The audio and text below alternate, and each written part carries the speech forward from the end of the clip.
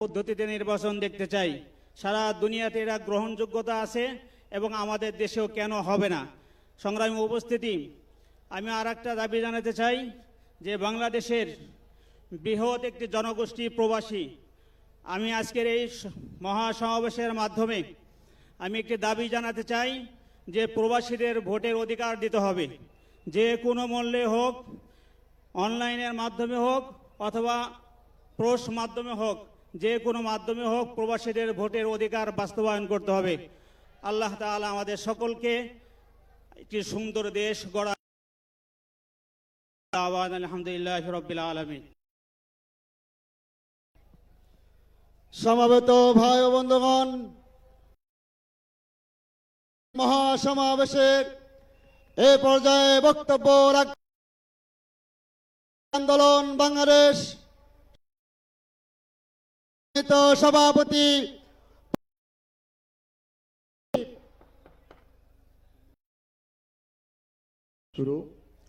ইসলামী আন্দোলন আজকের এই ঐতিহাসিক স্মরণকালে সর্ববৃহৎ মহাসমাবেশ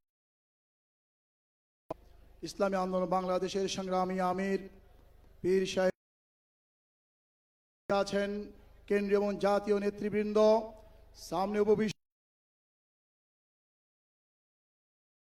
সর্বস্তরে তৌহিদি জনতা। আমাদের কাছে সবকিছু এখানে স্পষ্ট। 54 বছর পর্যন্ত থেকে বঞ্চিত ছিলাম। আমাদের সংগ্রামী আমির অক্লান্ত ত্যাগের মাধ্যমে এদেশের স্থান করতে সক্ষম হয়েছে, ঠিকই না? শুধু তাই না,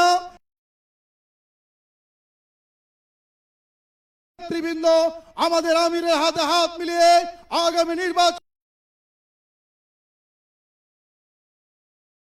এই নির্বাচনে আর দিনের ভোট নয়, আমির নির্দেশ দিয়ে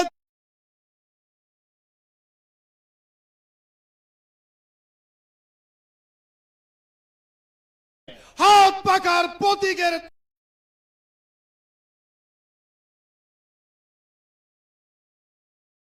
কোটি জনগণের মধ্যে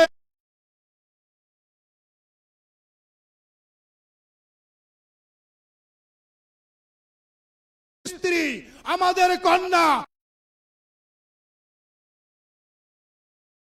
কাছে দাওয়াত পৌঁছাইয়া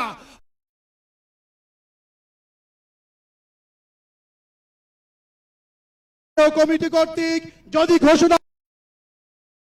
নির্বাচন হবে, যেখানে যেই শরীয়তপুর জেলার পক্ষ থেকে সর্বোচ্চ ত্যাগ করে কোরবানি করবেন।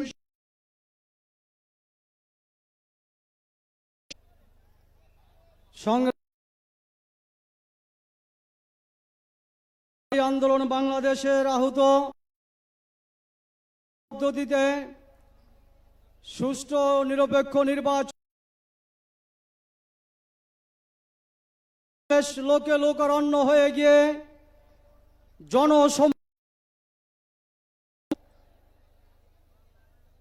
সকলের দৃষ্টি আকর্ষণ আজকের এই জনসমুদ্রের বিবেচনা করে আল কারিম জেনারেল হাসপাতাল,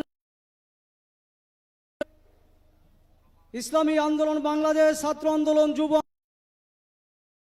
আন্দোলন সহ সহযোগী সংগঠনের বিভিন্ন প্রকাশন এবং আপনাদের ন্যায্য মূল্যে খাবারের বিতরণের জন্য স্টল নিয়ে প্রধান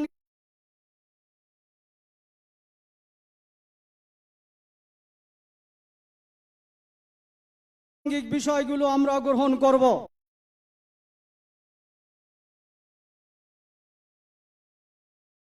দুইটায় শুরু হবে। মুখ ভাগে এই আমাদের হাত পাকার যে পতাকা,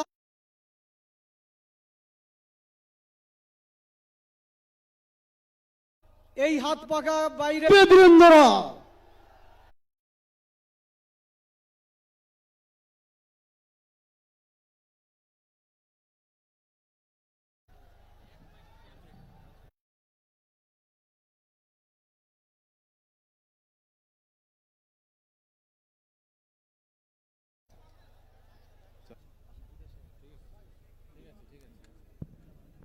আমার পতাকা আমি বাঁচাবো এক ফোঁটা খুন থাকতে দিই না ঢাকা ঢাকা তো জুড়ে হত্যার পর হত্যা করেছো তুমি শিকল পরিয়ে